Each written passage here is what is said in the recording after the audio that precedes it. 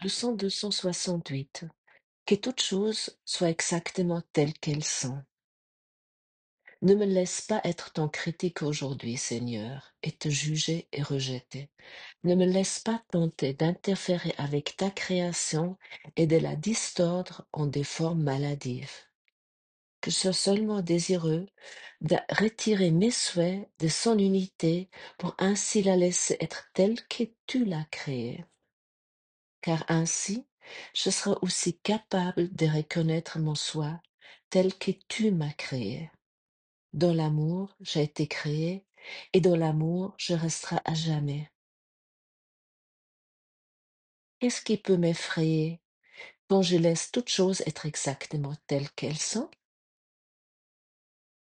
Ne laissons pas notre vue être blasphématoire aujourd'hui, ni nos oreilles prêter attention à des langues qui mentent. Seule la réalité est libre de douleur. Seule la réalité est libre de perte. Seule la réalité est entière sécurité. Et c'est seulement cela que nous cherchons aujourd'hui. Bonjour et bienvenue dans cet épisode euh, sur le thème aujourd'hui qui semble à la fois simple et profondément déroutant. Que toutes choses soient exactement telles qu'elles sont. Ce n'est pas une invitation à l'indifférence ou à la résignation. Ce n'est pas non plus un appel à accepter passivement la souffrance ou l'injustice. C'est une leçon qui nous demande de changer véritablement notre regard sur le monde. Hier, j'ai soudainement eu une pensée qui m'a traversé l'esprit. J'ai arrivé à cette réflexion. En fait, pourquoi j'ai constaté que tous les grands maîtres dans ce monde étaient des hommes? Bah, déjà Jésus, Bouddha ou Mahomet ou Ramana Maharaji ou Krishnamurti, voilà. Ou pour prendre quelqu'un peut-être de plus récent, Eckhart Tolle ou le Dalai Lama ou Osho ou Sadhguru ou même Mathieu Richard. Euh, oui, tout d'un coup, je me suis dit, mais c'est vrai, il y a pas des femmes vraiment. Et oui, il y a Amma en Inde, qui est une femme, euh, mais vraiment, principalement, il s'agit des hommes. Je me suis dit, mais c'est quoi cette histoire? Et eh bien, toutes les apôtres, je me dis, c'était également les apôtres à Jésus, c'était également des hommes, ou Rumi, euh, oui, il y a principalement des hommes dans en tant que grand maître spirituel.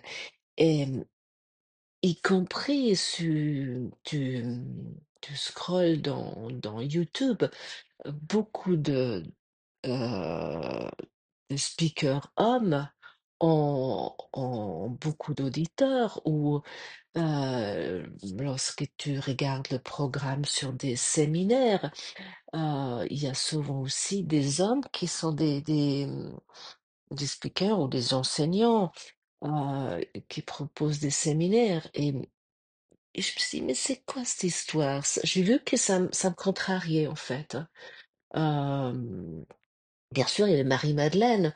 Par exemple, même Marie-Madeleine, qui existe un évangile de Marie-Madeleine qui était mais qui était, on pourrait dire, évincé lors du Concile de Nicée, dans le Nouveau Testament, où il y a un livre très intéressant là-dessus que Jean-Yves Leloup a écrit sur ça, et je trouve c'est même l'évangile de Marie-Madeleine est pour moi le plus proche du courant miracle. Même s'il est très incomplet, ses écrits sur cet évangile. Bien sûr, il y a des saintes dans l'Église catholique, il y a la Vierge Marie, mais j'ai quand même, d'un coup, j'ai eu ouais, ça m'a traversé l'esprit, j'ai vu que ça me contrariait. Et, mais en fait, bah, bien sûr, c'est une croyance, c'est une croyance collective, c'est un rêve collectif. Même Dieu, pour beaucoup d'entre nous, il y a une connotation masculin. Bien sûr, tu vas me dire, mais c'est historique, etc.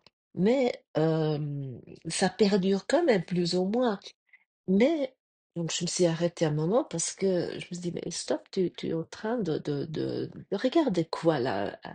Je me suis arrêtée un moment et j'ai vraiment, en fait, c'est uniquement cette rêve de cette pensée de séparation. Et comme c'est dit ici, la première phrase dans cette leçon, ne me laisse pas être ton critique aujourd'hui, Seigneur, et te juger et rejeter. En fait, c'est euh, je- j'ai vraiment dû constater, c'est une attaque, hein. C'est un jugement, c'est une critique envers Dieu. C'est là où je commence ma première séparation déjà. Mais c'est merveilleux que j'ai pu voir ça et je peux le pardonner. Nous pouvons le pardonner collectivement parce qu'en fond, il n'y a pas homme ni femme. C'est tout ça et notre projection. Nous devons reprendre la entière responsabilité de notre projection et surtout là de tout ce qui est des grands maîtres. Au fond, ça n'a eu aucune importance si c'était des hommes ou si ce sont des hommes ou des femmes, mais autant que j'ai cette croyance, ou même cette croyance, si une femme, je la considère, moi y compris, je me tourne plus facilement vers un enseignant masculin. J'ai pu constater aussi Gottfried Sumser en Allemagne, qui est mon mentor dans ce cours en miracle, est un homme. Euh, et il y a aussi sa compagne qui fait des choses ou qui propose des YouTube. J'ai eu beaucoup de peine au début Heu, parce que j'ai vu que j'avais un pardon à faire vis-à-vis les femmes, malgré que je suis moi-même une femme. Donc, c'est vraiment ça, c'est déjà cette critique envers Dieu, c'est de comment nous faisons ça. Heu, oui, ne me laisse pas tenter d'interférer avec ta création et de la distordre. C'est vraiment ça. Je distord la création de Dieu qui est l'unité en créant ces différences, ces jugements et ces critiques. Euh, mais nous sommes ici pour pardonner. Et qu'est-ce que ça veut dire vraiment? Que, que toutes choses soient exactement telles qu'elles sont. Ça veut pas dire que, ah, je laisse tout tel que c'est. Je c'est une parce que si je continue à regarder les choses que telles sont, je me dis: «Bah, de toute façon, on peut rien faire, ou je ne fais rien». Non, ce n'est pas ça. Ça veut dire, je je pose le pardon dessus et à ce moment-là, je reconnais l'unité. À ce moment-là, je reconnais que les choses sont telles que sont exactement telles qu'elles sont. Que c'est juste parce que je vois au-delà de la forme. Et tout au début dans le livre du cours, c'est écrit rien de réel ne peut être menacé, rien d'irréel existe. Et dans ceci réside la paix des dieux. Euh, cette phrase, je vous invite vraiment de vraiment méditer sur cette phrase parce que ça, c'est ça qui veut dire tout. Toute l'explication est là-dedans. Que toutes choses soient exactement telles qu'elles sont. Ça veut dire que tout ce qui est réel ne peut pas être menacé. Tout ce qui vient de Dieu ne peut pas être menacé. Et tout le reste, c'est moi qui l'a fait. Mon mari, il est comme ça, je suis malade. Heu, c'est pas se dire: «Ah oui, je laisse tout ça tel que c'est». Oui, je fais maintenant plus rien. Je m'assois sur mon canapé et j'attends le temps passer. Il y a plus rien fait, je vais pas au travail.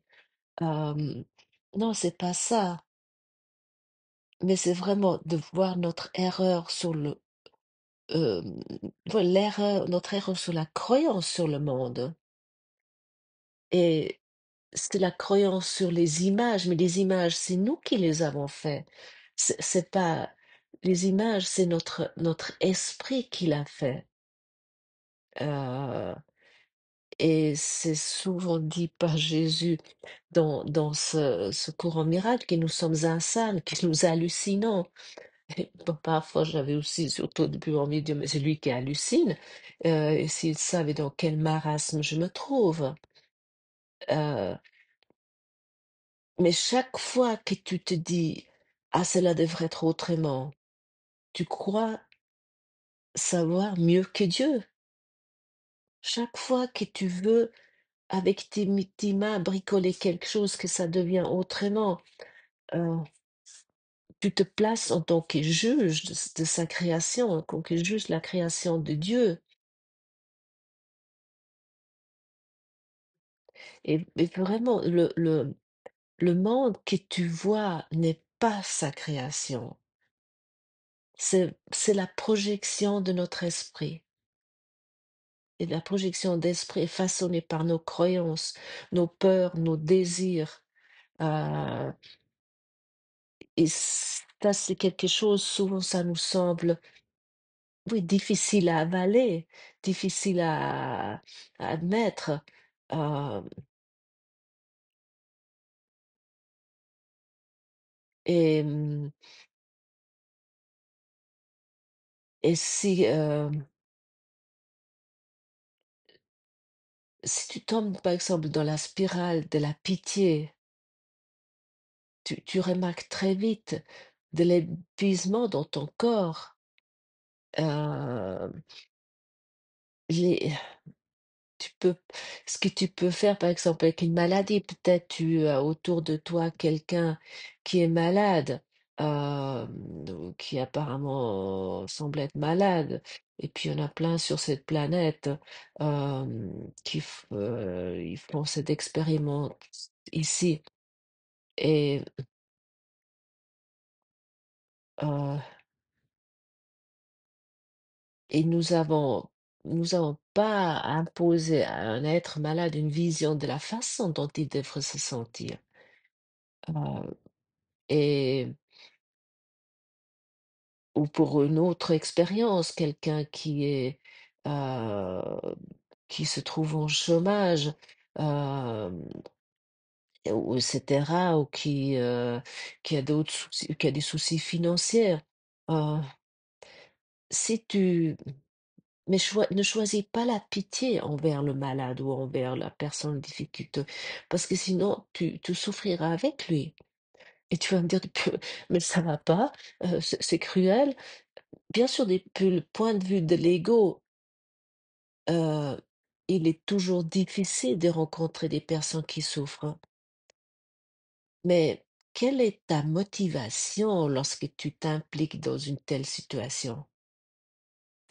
Est-ce que tu demeures dans le sentiment de la paix? Ou est-ce que tu agis depuis cet état comme si tout était déjà guéri? Si tu vois l'autre en tant que guéri,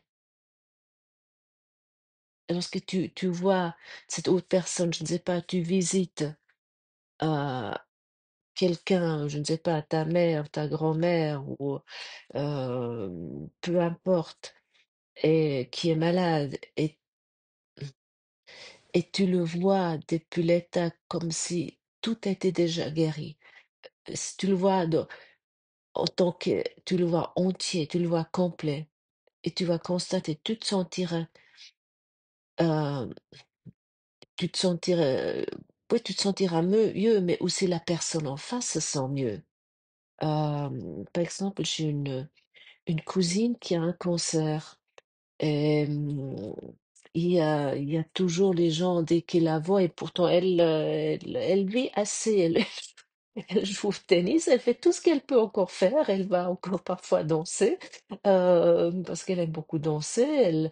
Oui, elle vit le plus normal que possible. Parfois, elle doit aller à l'hôpital et faire des traitements, mais elle essaie vraiment de vivre plus normalement possible. Mais lorsque je la rencontre, en général, c'est lors des réunions de famille, tout le monde dit: «Ah, mais comment ça va et ta maladie?» Et au fond, elle me dit parce que moi, je lui ai dit une fois: «Écoute, elle s'appelle Mariana». Je dis: «Écoute Mariana, moi je te vois pas comme ça. Je te vois autrement». Parce que c'est une personne qui est très ouverte. Je peux pas dire ça peut-être à tout le monde. Elle me dit: «Je te remercie infiniment parce que tu es la seule qui me parle comme ça et ça me donne de l'énergie». Et tu as pas besoin de dire ces mots, heu, mais tu peux faire ça dans tes pensées et ton action produira ce que tu ressens. Ça donne du soulagement, ça donne peut-être une amélioration, ça donne de la croissance, peut-être même la guérison. Donc c'est ça de laisser les choses telles qu'elles sont. J'ai que de voir au-delà, telles qu'elles sont. Dieu n'a pas créé la maladie, telle que c'est ça pas ça que cette leçon peut être, oui, très mal interprétée en fait. Heu, par exemple, bah, je ne sais pas, tu as ta voiture est en panne, tu as un pneu est dégonflé, tu vas pas continuer à rouler comme ça et te dire: «Bah, je laisse les choses telles qu'elles sont». Heu et non, tu vas faire le nécessaire, tu vas aller chez un garagiste, tu vas faire réparer ce pneu, heu, simplement. Et par exemple, nous sommes ici vraiment à pratiquer cela partout, que ce soit dans la nature, dans nos relations, dans nos expériences quotidiennes. Et peut-être tu vois un manque dans ta vie ou une difficulté financière, une situation douloureuse. Ah, et l'ego dit, ah voilà, ce qui est faux, tu vois, voilà, ce qui est injuste, c'est pas juste c'est vraiment de la malchance que ça m'arrive. Et si tu, au lieu de vouloir vraiment changer la forme, tu reconnais simplement que ton regard était faux. Ah. Et tu peux te dire: «Saint-Esprit, je veux voir cette situation dans le présent, je veux voir la vérité» et il va te donner une réponse que tu dois faire. Et lorsque toute situation est ici pour le pardon, pour voir au-delà, ça c'est hem, notre seule chose à faire ici. C'est pas dire qu'il ne fait rien, non, mais avant tout, pardonne. Reconnais ta projection, reconnais tes croyances, par exemple, au manque, à la séparation, à l'injustice. Lorsque tu as été licencié, tu trouves cela injuste. Euh, et, et à ce moment-là, tu peux répéter intérieurement, je laisse toutes choses être telles qu'elles sont. Et à ce moment-là, ton esprit se détend. Mais nous pouvons continuer à agir dans ce monde, de soigner une blessure ou de réconforter quelqu'un, mais ou chercher une solution. Mais comme je vous dis, réconforter quelqu'un, ça peut aussi dire, je te vois, comme je disais à ma cousine, je te vois entier, je te vois parfait. Euh, et elle est toujours reconnaissante que je lui parle pas de ce nous avons très peu de discussions sur ses maladies sur sa maladie. Parfois, elle me dit: «Oui, là, j'ai un traitement à l'hôpital» et puis je dis: «Ah oui, alors, hem, ça va bien se passer». Mais je rentre pas: «Oh, mais qu'est-ce que tu dois faire?» et puis: «Oh, ces médicaments, ça va être lourd». Heu et à ce moment-là, lorsque tu es dans cette confiance, tu n'as pas besoin de contrôler le résultat. Tu laisses le Saint-Esprit agir à travers à travers tout, à travers toi. Et cela change tout. Et parce que autant que nous voulons tout contrôler, tu es dans l'anxiété, tu es dans la tension, mais en pratiquant cette leçon véritablement, en la comprenant véritablement, à ce moment-là, c'est la paix qui guide tes actions. Et et dans l'amour, j'ai été créée dans l'amour, je le resterai à jamais. Qu'est-ce qui peut m'effrayer quand je laisse toutes choses être exactement telles qu'elles sont? Et ces paroles, c'est vraiment comme une bénédiction. Elles te rappellent, elles nous rappellent que nous sommes jamais en danger parce que nous sommes tels que Dieu nous a créés. Ça, c'est une des leçons que nous avons, qui revient régulièrement. Et c'est ça que ça veut dire aussi ici, vu sur un autre angle, que toutes choses soient exactement telles qu'elles sont. Parce que c'est tellement majeur de se souvenir que nous sommes en Dieu, nous sommes tels que Dieu nous a créés. Et pour cette raison, nous avons vraiment besoin de voir ça depuis des différentes facettes. Et répète aujourd'hui souvent, comme une respiration intérieure, je laisse toutes choses être exactement telles qu'elles sont. Et ainsi tu entres dans une confiance radicale. Tu entres dans la paix qui ne passe pas. Et tu entres dans le souvenir de ton unité avec Dieu.